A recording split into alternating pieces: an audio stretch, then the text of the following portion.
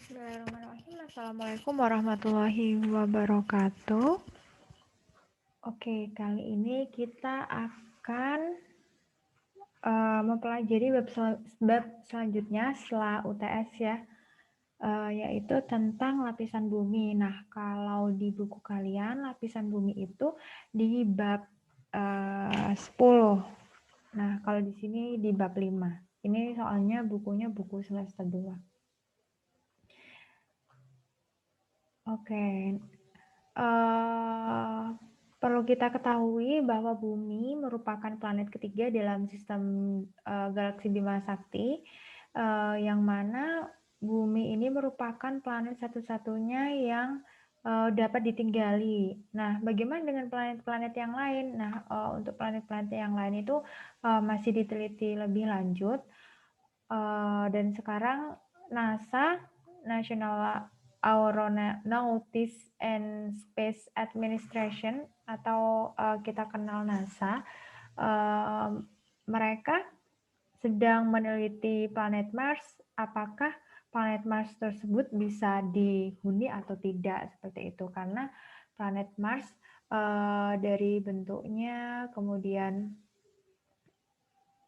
struktur di dalamnya itu hampir sama dengan bumi, tapi masih diteliti lagi apakah di sana ada air, apakah di sana ada oksigen yang bisa ditinggali oleh makhluk hidup di bumi, gitu. Seperti di bumi, seperti makhluk hidup di bumi, seperti itu.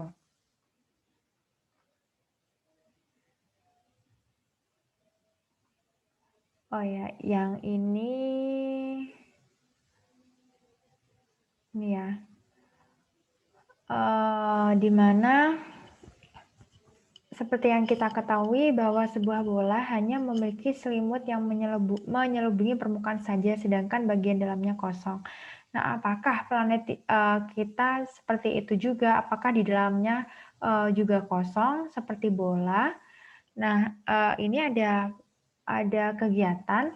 Jadi kita melakukan kegiatan telur yang udah direbus, kemudian ada bawang merah dan kemudian ada pisau. Nah, ketika kita membelah telur rebus dan bawang merah, maka kita akan melihat bahwa di sana di dalam telur itu ada beberapa lapisan di dalamnya. Jadi lapisan terluar itu merupakan cangkang, lapisan dalam itu merupakan telur yang putih. Kemudian kalau lebih dalam lagi itu ada kuning telur. Begitu juga dengan bawang merah. Di bawang merah ini ada beberapa lapis, jadi dari lapisan terluar sampai lapisan terdalam.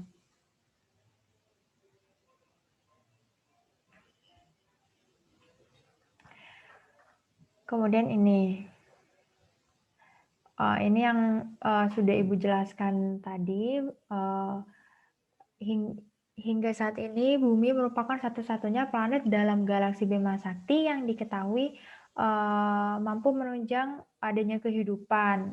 Karena ada beberapa komponen pendukung seperti ada air, ada udara, kemudian ada tanah yang merupakan tempat tumbuhnya berbagai tanaman untuk mendukung kehidupan, dan juga berbagai mineral dan hasil tambang yang oleh manusia sendiri bisa dieksplorasi, seperti itu.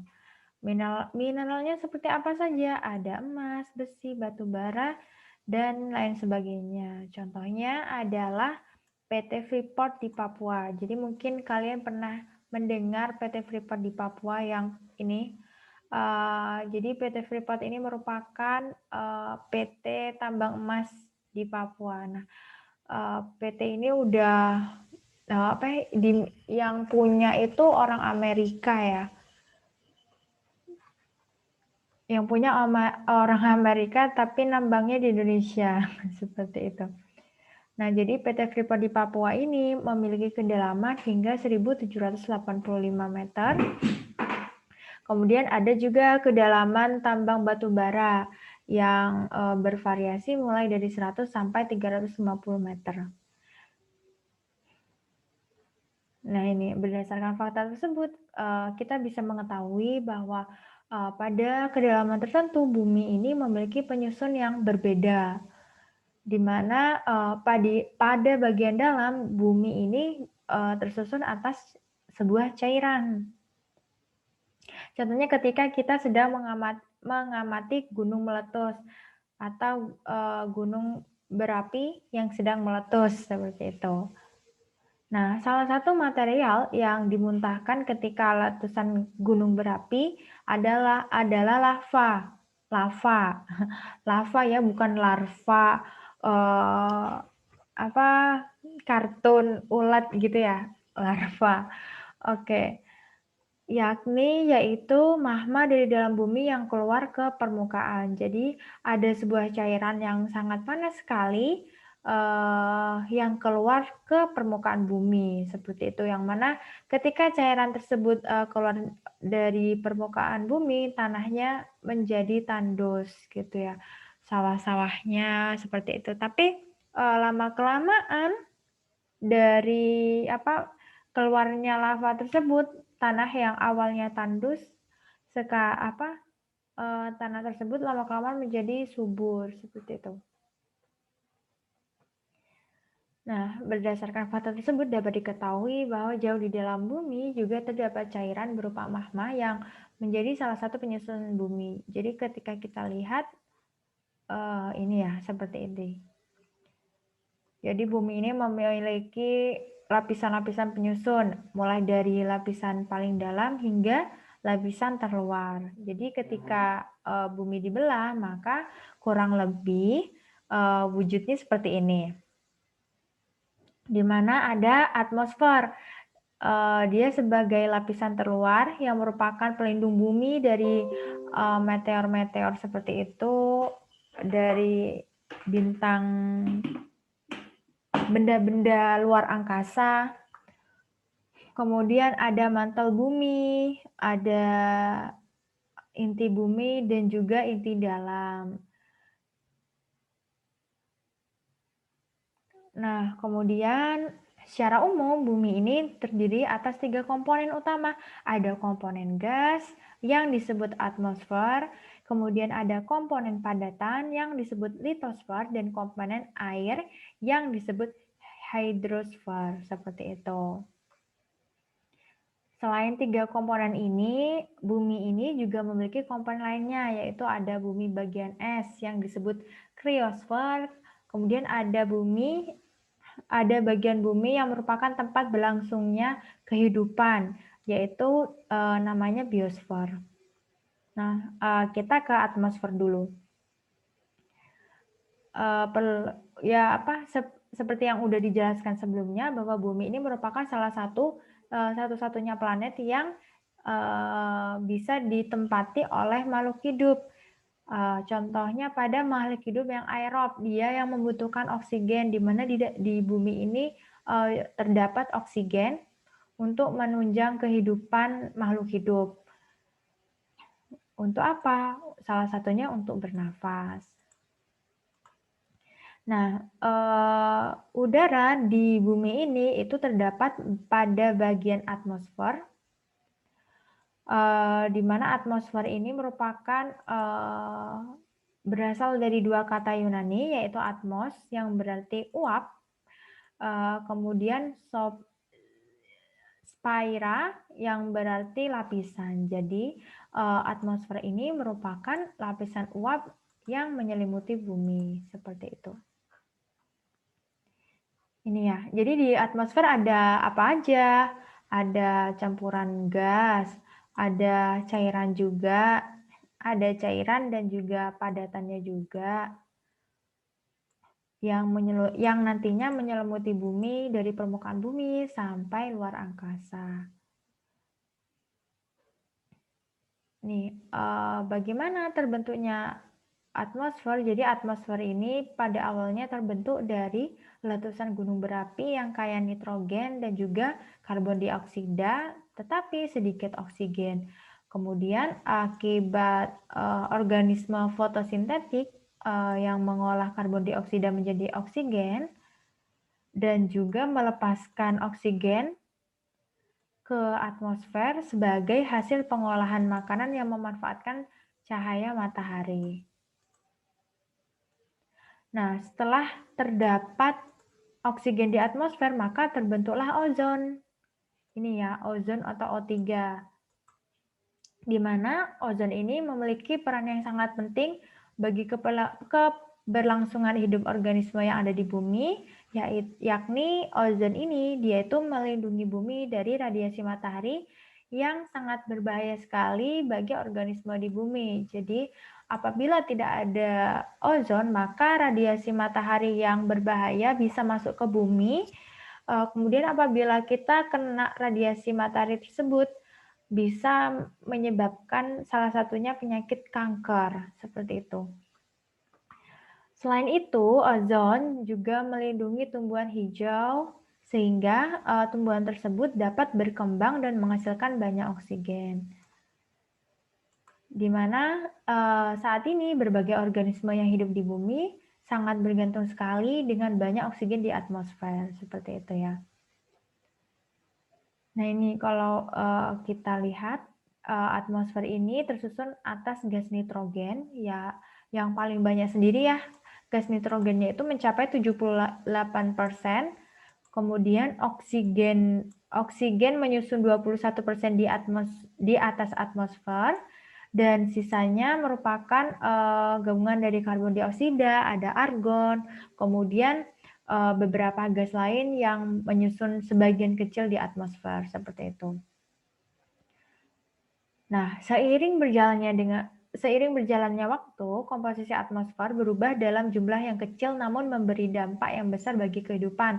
Contohnya, ya seperti yang kita pelajari di bab kemarin, yakni asap kendaraan, asap pabrik, dan juga pembakaran bahan bakar fosil seperti minyak bumi, yang mana mereka ini dengan kedatangannya mereka ini dia dapat menyebabkan polusi udara seperti itu. Nah, polutan atau zat tercemar tersebut dia akan bereaksi dengan oksigen dan zat kimia berbahaya yang lainnya yang menghasilkan asap. Contohnya pembakaran batu bara, minyak bumi, dan gas alam. Mereka ini semua akan menghasilkan karbon dioksida. Nah, semakin banyak penggunaan bahan bakar fosil, maka mereka akan meningkatkan jumlah karbon dioksida di atmosfer. Jadi, yang harusnya karbon dioksida kita lihat ke atas ya, yang harusnya karbon dioksida itu merupakan penyusun sebagian kecil di atmosfer. Jadi harusnya sedikit gitu ya. Paling banyak nitrogen sama oksigen yang kedua.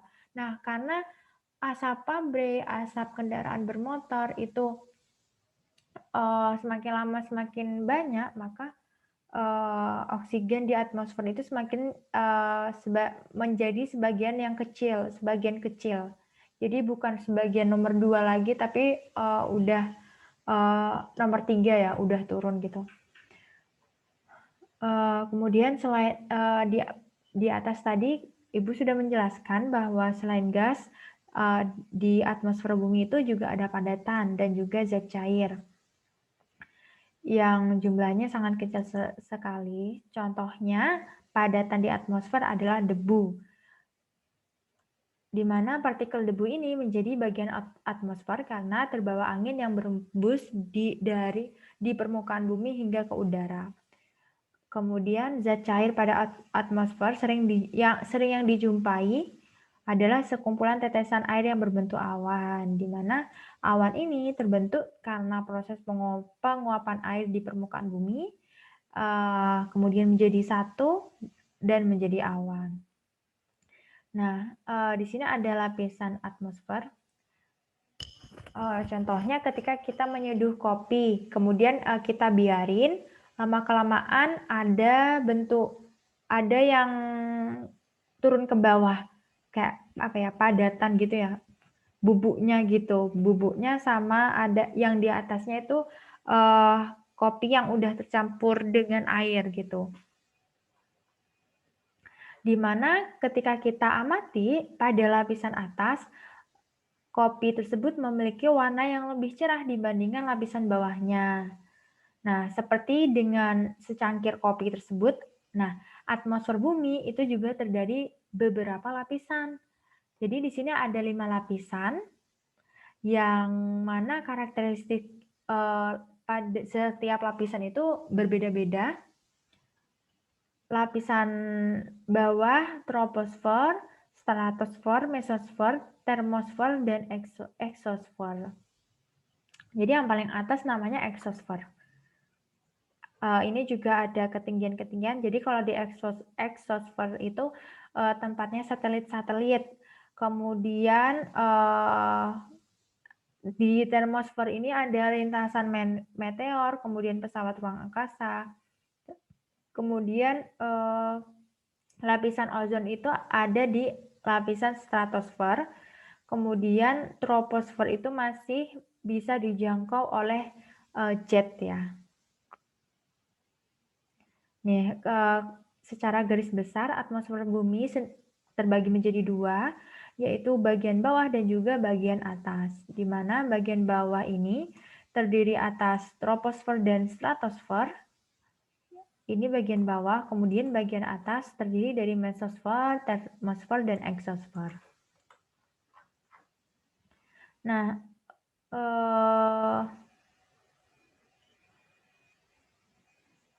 jadi troposfer ini merupakan lapisan atmosfer paling bawah hingga ketinggian terhitung dari permukaan laut 0 km sampai 10 km di atas permukaan laut. Nah, sebagian besar bagian troposfer ini terbentuk uap air dan terdiri dari gas-gas atmosfer. Nah, troposfer ini merupakan tempat berlangsungnya sistem bumi seperti hujan, angin, salju, dan juga awan. Kemudian ada stratosfer yang bisa dilintasi oleh jet ya. Jadi pada lapisan stratosfer ini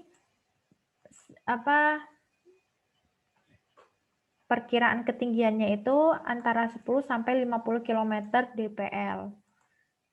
Nah, di lapisan stratosfer ini ada sedikit awan, namun tidak ada aktivitas cuaca, misalnya yang tadi hujan, salju, seperti itu. Sehingga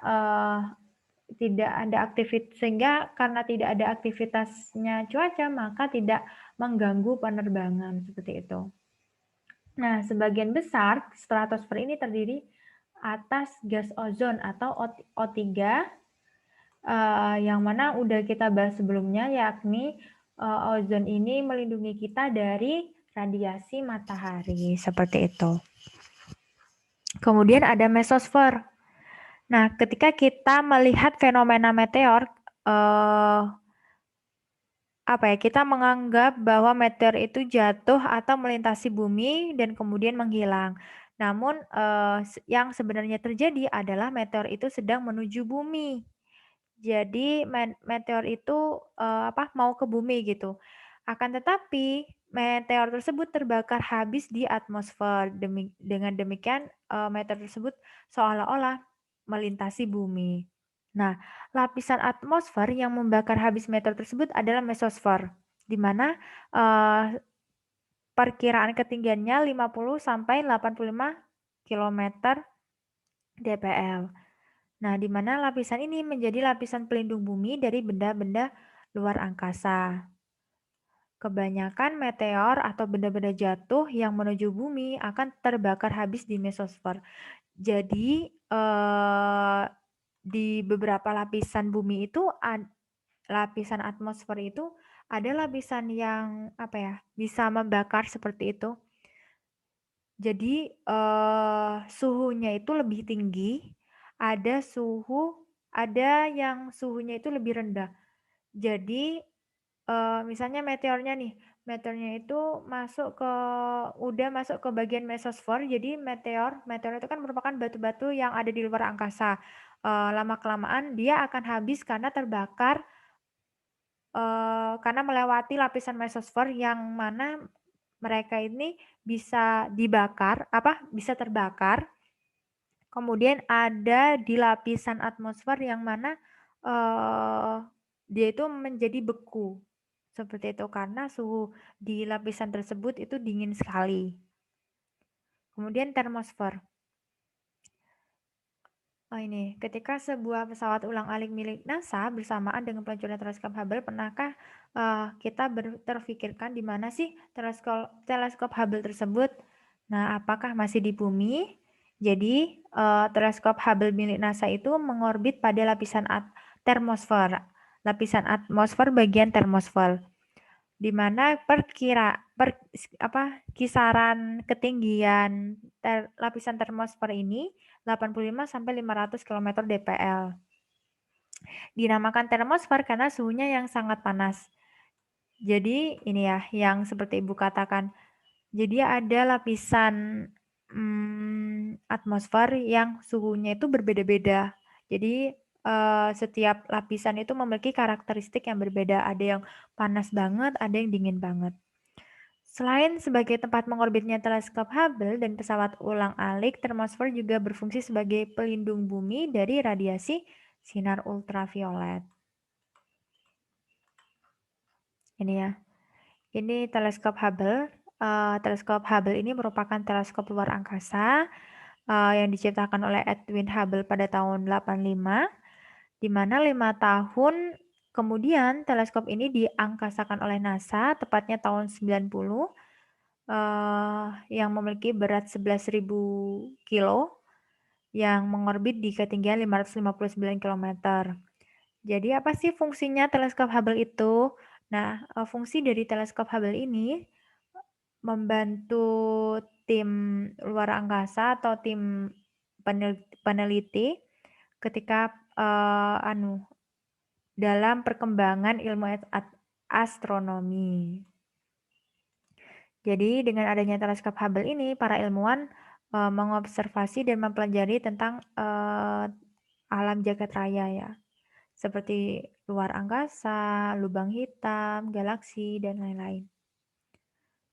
Nah, pada mesosfer dan termosfer terdapat bagian lapisan yang memiliki partian ion bermuatan yang disebut ionosfer.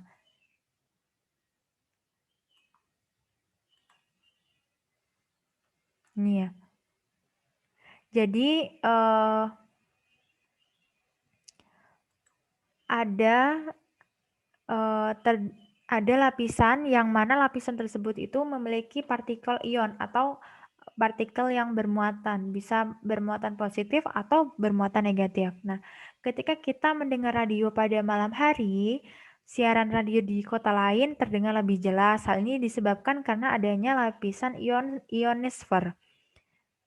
Pada siang hari, energi matahari mengenai partikel pada ionosfer mengakibatkan partikel tersebut menyerap gelombang radio dengan frekuensi AM. Jadi ada radio FM, 97 FM, seperti itu. Nah, pada malam hari kan udah nggak ada energi matahari tuh. Oleh karena itu, gelombang radio dipantulkan pada ionosfer sehingga dapat terpancar dengan jarak yang lebih jauh. Jadi kalau siang hari itu ada matahari yang menyerap gelombang radio, makanya kita hanya bisa mendengarkan beberapa radio saja. Tapi ketika malam hari, kan mataharinya udah beda posisi.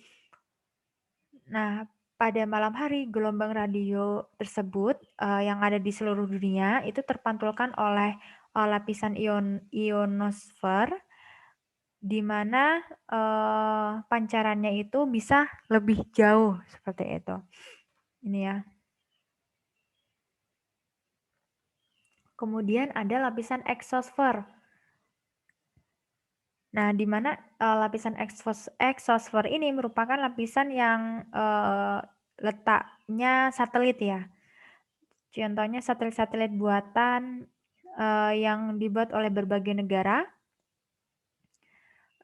Dan ada julukan sampah satelit karena banyak negara yang sedang berlomba-lomba untuk membuat satelit sebagai komunikasi, dan ada beberapa kalau satelitnya udah nggak berfungsi lagi, ada beberapa yang menjadi sampah kayak dibuang begitu aja, seperti itu. Jadi sampah itu nggak hanya ada di dalam bumi saja, maksudnya di sekitar kita, tapi di luar angkasa itu sampahnya juga ada banyak seperti itu. Nah, satelit-satelit buatan mengitari bumi tersebut masih berada dalam atmosfer bumi, tepatnya di lapisan eksosfer, di mana lapisan eksosfer ini terdapat di ketinggian lebih dari 500 km dpl. Di sini itu ada beberapa penyusun utamanya, yaitu ada gas hidrogen. Kalau kalian pernah melihat video atau film tentang penjelajahan luar angkasa, eee, kita akan pernah menjumpai bahwa pesawat luar angkasa maupun satelit ini mengorbit di eksosfer tidak dapat bergerak bebas seperti pesawat yang kita lihat pada umumnya. Hal ini disebabkan bahwa eksosfer ini memiliki sedikit molekul sehingga gaya tekan udara sangat rendah dan mengakibatkan sayap dari luar angkasa tidak berfungsi. Nah, pergerakan dari satelit atau pesawat luar angkasa tersebut bergantung pada mesin pendorongnya. Jadi, eee ketika kita melihat roket, lama-kelamaan beberapa bagian roket itu kan, apa, kan awalnya roket itu panjang, tapi beberapa bagian itu, akan lepas, kemudian tinggal, 1 bagian komponen utamanya kalau, kita tahu gitu. Kemudian tekanan udara. Nah, ini merupakan contoh permainan panjat pinang, di mana untuk mencapai puncak pohon pinang tersebut, para peserta yang ada di sini harus saling menopang dari bawah hingga ke atas seperti gambar berikut ini. Nah, pada kondisi tersebut, siapakah yang menahan beban paling besar? Pemain yang di atas apa pemain yang di bawah? Pasti pemain yang paling bawah ya. Nah, ketika kita mengingat bahwa sifat zat ini sebenarnya punya massa, di mana gas yang terdapat di atmosfer ini juga memiliki massa. Nah, atmosfer menyelubungi bumi hingga ratusan kilometer di atas permukaan bumi, di mana gravitasi bumi ini menghasilkan gaya tarik molekul gas mengarah ke permukaan bumi sehingga berat molekul suatu gas akan menekan udara di bawahnya. Akibatnya, molekul udara di dekat permukaan bumi lebih rapat. Udara yang memiliki kerapatan ini akan menghasilkan gaya tekan yang paling besar pula. Gaya yang diberikan pada suatu daerah disebut tekanan. Jadi, udara yang paling dekat dengan bumi itu memiliki kerapatan yang lebih rapat daripada yang di atasnya, karena dia itu lebih yang menopang udara di atasnya, seperti itu. Seperti ilustrasi pada pemain panjat pinang di atas, tekanan udara di dekat permukaan bumi juga lebih besar. Besarnya tekanan udara akan berkurang seiring dengan bertambahnya ketinggian atmosfer, seperti gambar ini ya. Jadi, kalau di dekat permukaan bumi itu, molekul-molekul, jarak antar molekulnya itu lebih rapat, lebih dekat. Kemudian semakin lama, semakin naik, semakin bertambah ketinggiannya, dia itu molekul udaranya itu lebih renggang, seperti itu, lebih jauh ya. Kemudian suhu. Nah ini, kita berbicara suhu. Kita tahu bahwa matahari ini merupakan sumber energi terbesar di bumi, di galaksi Bima Sakti, di mana energi matahari dipancarkan dengan cara radiasi ke seluruh sistem galaksi Bima Sakti. Nah, sebelum mencapai permukaan bumi, radiasi energi matahari ini akan melewati beberapa atmosfer, lapisan atmosfer, di mana sebagian energi matahari akan diserap lapisan atmosfer dalam bentuk kalor atau panas. Nah, akan tetapi tidak semua gas penyusun atmosfer ini mudah menyerap energi matahari. Jadi hanya beberapa lapisan atmosfer tertentu yang memiliki molekul gas yang sulit menyerap energi matahari. Jadi lapisannya contohnya seperti ini ya, digambarkannya seperti ini. Jadi semakin ke kiri ini, yang paling bawah, yang horizontal ini -100 ini, di bawah ini temperatur atau suhunya. Tadi bagian mesosfer sama termosfer ya yang lebih panas. Lapisan suhu kisaran suhunya -52 sampai 17 derajat Celcius, di mana bagian terendah dari stratosfer memiliki suhu yang paling hangat. Yang paling terendah dia memiliki suhu yang paling hangat. Hal ini terjadi karena permukaan bumi menyerap energi radiasi matahari kemudian menyalurkan ke udara di atasnya, jadi dipantulkan. Berbeda dengan lapisan troposfer, suhu di lapisan stratosfer semakin tinggi seiring dengan bertambahnya ketinggian. Hal ini disebabkan adanya ozon, di mana ozon terdapat di bagian atas stratosfer. Molekul ozon mampu menyerap energi matahari sehingga mengakibatkan kenaikan temperatur. Karena adanya molekul ozon yang dapat menyerap energi matahari, maka bagian ozon itu paling panas ya di bagian troposfer, atasnya troposfer. Nah, ini konsentrasi ketinggian ozon.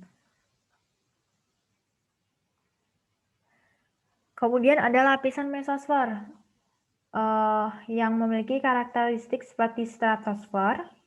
Semakin tinggi maka temperaturnya semakin rendah. Hal ini dikarenakan mesosfer tersusun atas molekul gas yang sulit menyerap energi matahari. Jadi kenapa sih beberapa lapisan atmosfer itu berbeda-beda? Karena sesuai dengan karakteristiknya, karakteristik gas-gasnya yang terkandung di dalamnya. Apabila mereka sulit untuk menyerap energi matahari, maka lapisan tersebut bisa dikatakan lapisannya lebih dingin. Tapi ketika ada lapisan yang terbentuk molekulnya itu bisa menyerap energi matahari, maka lapisan tersebut lebih panas dari yang lain, seperti itu. Ini ya, tersusun atas molekul gas yang sulit menyerap energi matahari. Kemudian ada lapisan termosfer. Lapisan termosfer dan eksosfer merupakan lapisan pertama yang menerima radiasi matahari. Lapisan termosfer dan eksosfer memiliki jumlah molekul yang sedikit, akan tetapi molekul pada dua lapisan ini sangat efektif dalam menyerap matahari. Akibatnya semakin tinggi ketinggiannya, semakin besar pula temperaturnya. Kemudian ada lapisan ozon. Jadi ini biasanya kalian lihat di HP ya. HP kalian biasanya ada kayak gini ya, ada 31 derajat Celcius, kemudian ada mataharinya. Kalau misalnya mataharinya kalau berawan biasanya mataharinya itu tertutup oleh awan. Kemudian kalau udah panas banget biasanya cuman ada satu awan atau enggak mataharinya aja. Kemudian kalau misalnya sedang hujan itu ada ikon hujan gitu ya, kalau kalian perhatikan HP kalian. Nah, gambar di samping menggambarkan suhu kota Surabaya pada tanggal 14 Oktober 2015 sebesar 31 derajat Celcius. Nah, ketika kita menginjak kota Surabaya dan ketika kita menginjak kota Malang, pasti berbeda suhu yang kita rasakan. Di mana ketika kita ada di Surabaya suhunya sangat panas sekali gitu ya. Dan kalau udah suhunya panas biasanya kalau cewek-cewek nih biasanya langsung menutupi kulit tangannya pakai jaket soalnya biar nggak hitam gitu ya, atau pakai sunblock gitu. Nah, ketika kita berada di tempat yang terpapar matahari yang sangat terik sekali, pasti kita akan merasakan panas matahari yang membakar kulit kita. Nah, apakah yang kita rasakan di Surabaya dan di bumi ini pada umumnya adalah radiasi energi maksimal dari matahari? Kita tahu bahwa matahari ini merupakan penghasil energi terbesar di galaksi Bima Sakti, di mana energi yang dihasilkan matahari dipancarkan dengan cara radiasi. Salah satunya adalah sinar ultraviolet. Nah, di mana sinar ultraviolet ini apabila terlalu lama terpapar, maka dapat merusak kulit yang lama-kelamaan akan menyebabkan kanker kulit.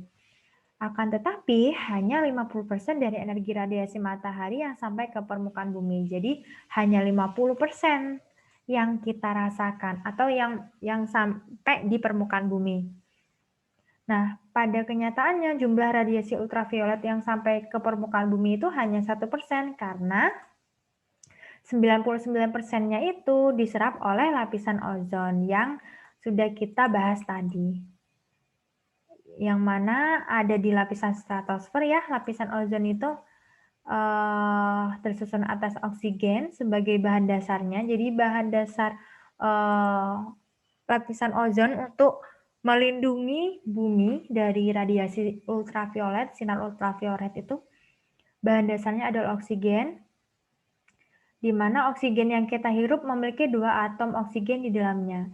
Jadi O2 ya, O2 itu oksigen.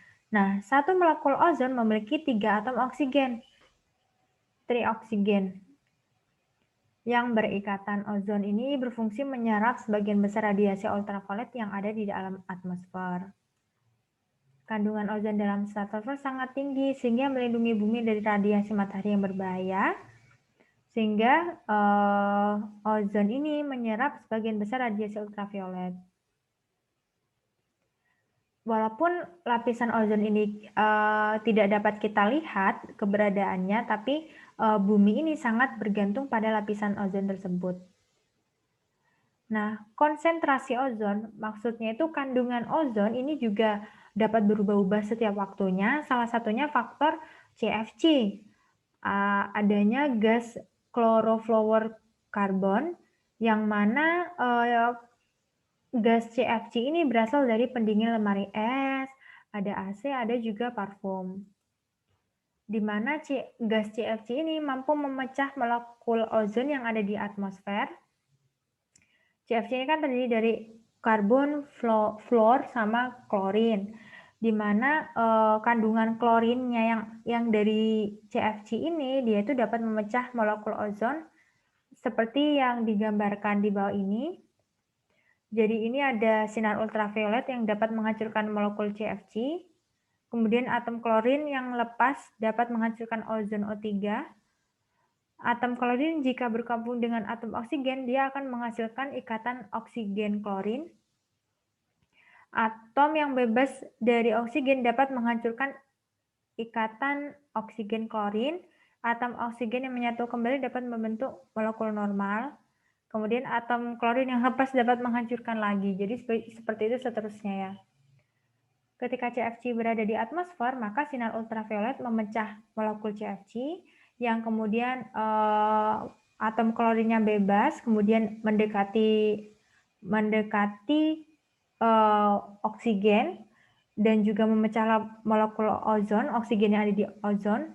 Kemudian satu atom oksigen yang berikatan dengan jadi ada 2 ya. Jadi satu atom oksigen yang berikatan dengan klorin, sedangkan sisanya itu membentuk O2, di mana persen tersebut berlangsung ketika terdapat klorin di atmosfer.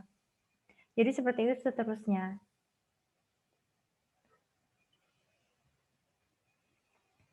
Nah, senyawa yang dibentuk oleh reaksi klorin dan oksigen tidak dapat menyerap radiasi matahari, maka hal ini akan menyebabkan sinar ultraviolet akan semakin banyak masuk ke permukaan bumi.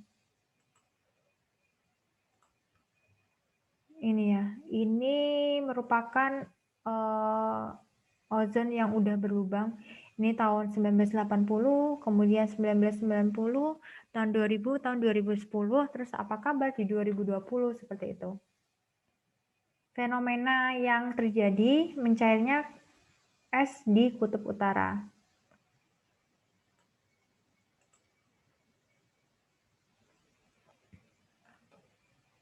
Hasil pengamatan NASA menunjukkan bahwa lubang ozon semakin membesar dari tahun 1980 sampai 2010.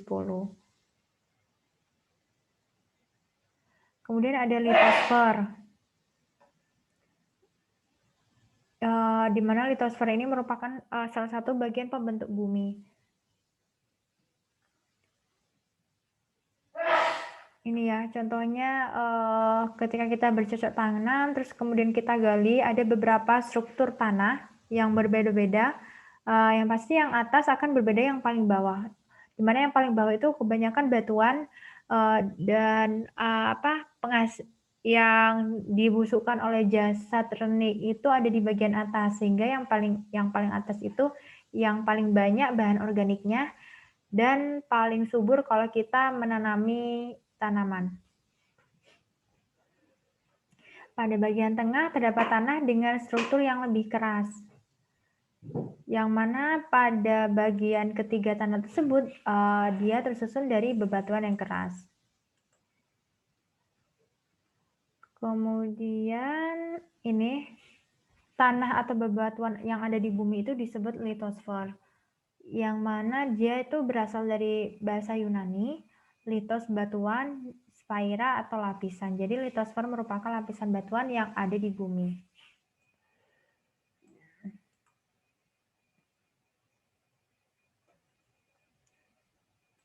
Struktur padat bumi terdiri atas kerak bumi, mantel bumi, dan juga inti bumi. Di mana masing-masing struktur padat bumi itu dibedakan lagi menjadi bagiannya masing-masing. Kerak bumi dibedakan menjadi kerak benua dan kerak samudra. Kerak benua merupakan kerak bumi yang berada di daratan, sedangkan kalau yang samudra yang berada di laut. Mantel bumi terdiri atas mantel atas dan mantel bawah. Inti bumi ini dibedakan lagi menjadi dua, yaitu ada inti luar yang merupakan cairan, kemudian inti dalam yang sifatnya pekat.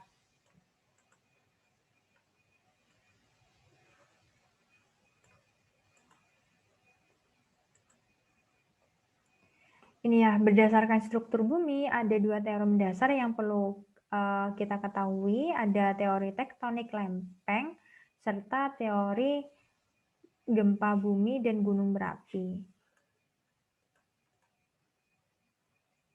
Teori tektonik lempeng.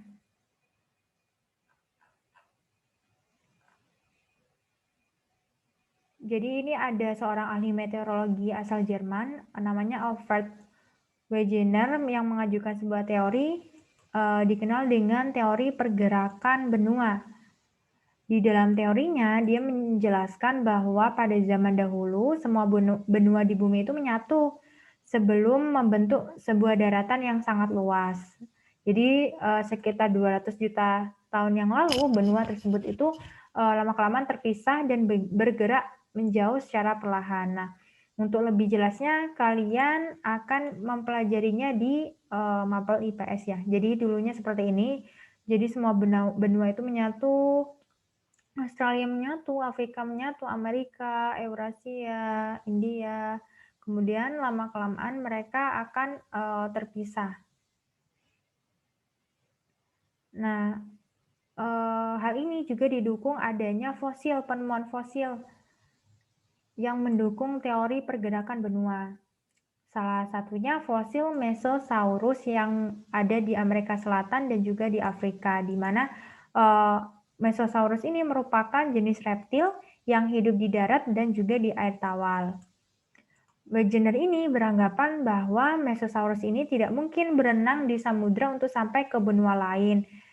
Oleh karena itu, Wegener ini beranggapan bahwa Mesosaurus ini hidup di benua tersebut, yaitu benua Amerika dan Afrika, yang mana benua tersebut masih menyatu, seperti itu. Selain fosil Mesosaurus, ada penemuan lain, yaitu fosil Sinognathus yang ada di Amerika Selatan dan Afrika, ada Lystrosaurus yang ada di Afrika, India, dan juga Antartika, ada juga fosil tumbuhan yang ada di Amerika, India, dan Australia. Jadi ini ya, ini Mesosaurus di air tawar di Amerika, ada Signotosaurus Amerika, Afrika, kemudian India ada Listosaurus, seperti itu. Ada juga fosil tumbuhan.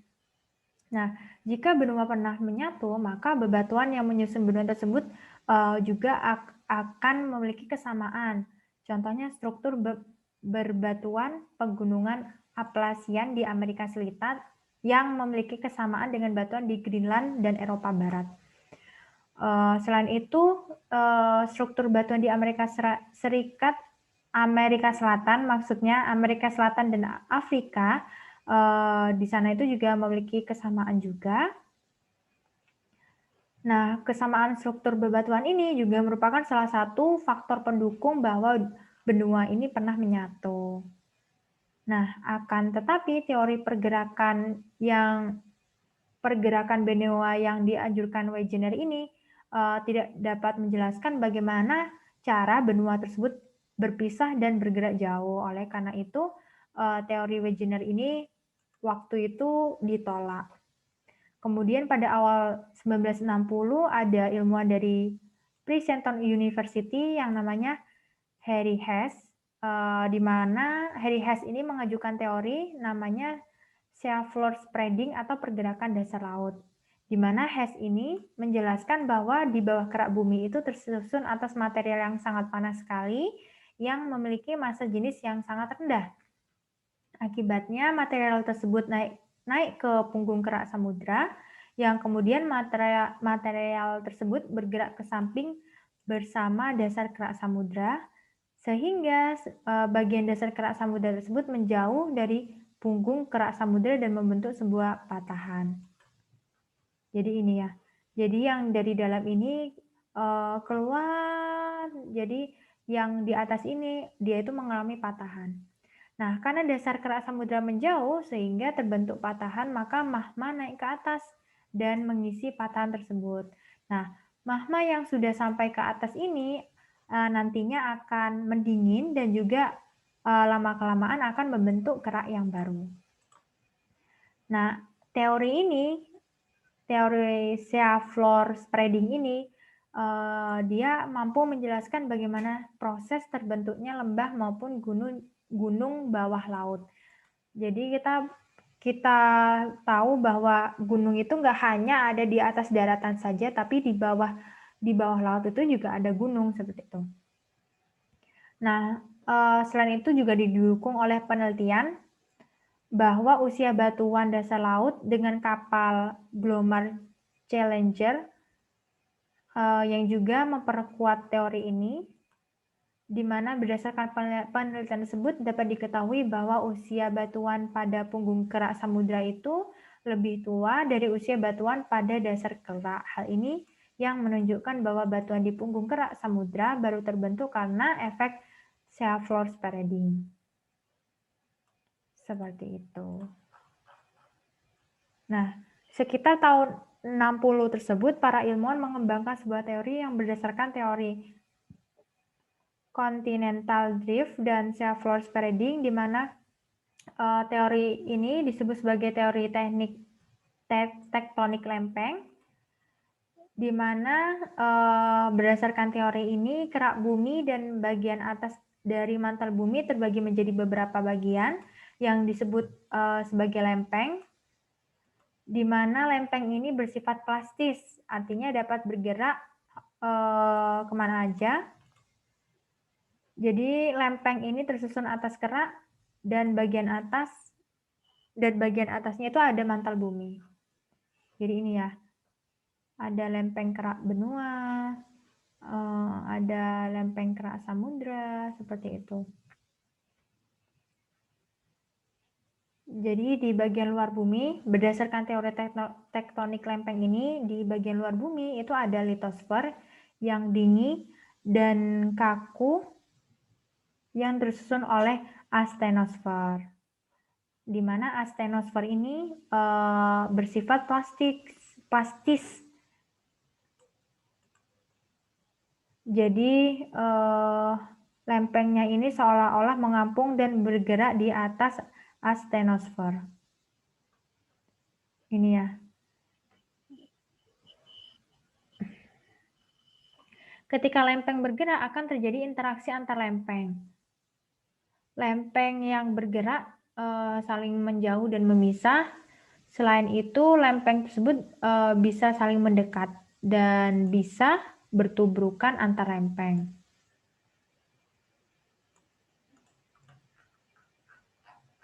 Jadi ini ya, ini ada lempeng Amerika Utara, ada lempeng Arab, lempeng Eurasia, dan lain sebagainya. Pergerakan sebuah lempeng akan mengakibatkan perubahan pada lempeng lainnya, di mana berbagai lempeng yang ada di atas dapat bergerak secara terpisah dan juga bersamaan. Apabila ada dua lempeng yang bergerak saling menjauh, maka lempeng tersebut disebut divergen. Contohnya lempeng Indo-Australia yang bergerak menjauh dari lempeng Antartika. Selain itu, lempeng Amerika Utara yang juga bergerak menjauh dari lempeng Eurasia. Nah, adanya pergerakan divergen ini, dia akan mengakibatkan peristiwa patahan atau retakan. Nah, salah satu patahan yang terbesar di dunia adalah patahan San Andreas di California, Amerika Serikat yang panjangnya 1.300 kilometer. Jadi seperti ini.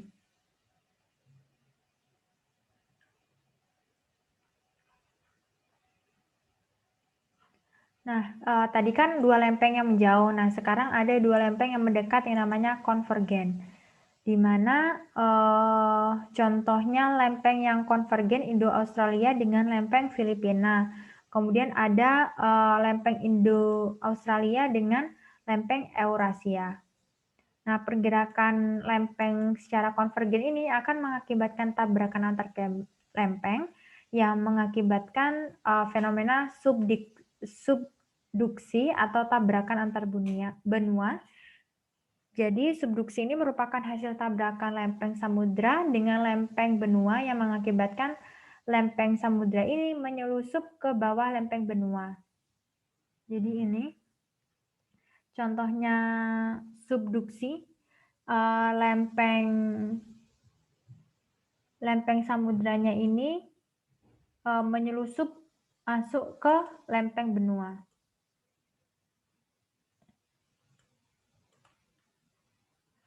Akibatnya membentuk palung laut. Palung laut itu apa ya? Kayak gini yang dasar gitu. Jadi yang dasar di apa ya? Palung laut itu dia tuh kayak bentuk cekungan gitu yang ada di laut. Dan itu kedalamannya itu lebih dalam daripada yang lain. Tabrakan antar benua terjadi ketika kerak benua bergerak saling mendekat. Salah satu hasilnya ya, salah satu terjadinya tabrakan antar benua adalah terbentuknya pegunungan Himalaya, di mana pegunungan Himalaya ini terbentuk karena adanya dua lempeng benua yang bertabrakan, sehingga dapat menyebabkan salah satu kerak benua terdorong ke atas dan membentuk pegunungan.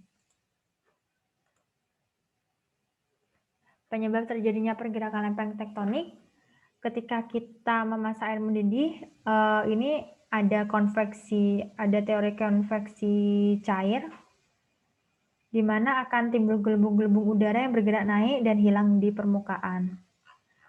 Nah, berdasarkan prinsip Taylor, ketika air dipanaskan, maka air di dasar panci akan berubah menjadi uap air atau gelembung yang massa jenisnya akan lebih kecil. Nah, karena massa jenis uap air lebih kecil dibandingkan air, maka udara hasil ini, uap airnya itu akan bergerak naik ke permukaan. Sesampainya di permukaan, maka suhu uap air tersebut akan turun sehingga akan kembali ke wujud air. Nah, seperti yang dijelaskan sebelumnya bahwa Wegener ini belum dapat menjelaskan bagaimana lempeng bergerak. Akan tetapi dengan adanya teknologi yang ada saat ini, para ilmuwan ini sudah menemukan beberapa penjelasan tersebut. Salah satunya terjadinya perpindahan panas dari inti bumi ke lapisan mantel secara konveksi. Ini ya, perpindahan panas dari inti bumi ke lapisan mantel secara konduksi. Ini inti bumi, ini lapisan mantel. Jadi dia itu sama seperti prinsip konveksi pada zat cair. Nah, inti bumi yang memiliki suhu 6.000 derajat Celcius, dia akan memanaskan material mantel bumi yang bagian bawahnya, sehingga massa jenis material tersebut berkurang. Akibatnya, material tersebut akan bergerak naik ke dasar permukaan mantel. Sesampainya di permukaan, maka dari dasar ke permukaan maksudnya, Nah, sesampainya dari permukaan, maka materi tersebut akan mengalami penurunan suhu. Jadi suhunya semakin dingin, sehingga massa jenis material akan bertambah. Nah, karena massa jenisnya bertambah, maka material tersebut akan turun lagi ke dasar mantel, begitu seterusnya.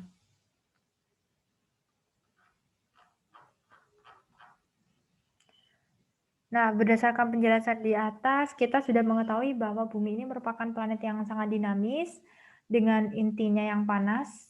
Nah, yang mana panas dari inti ini akan berpindah secara konveksi ke permukaan apa tadi, mantelnya,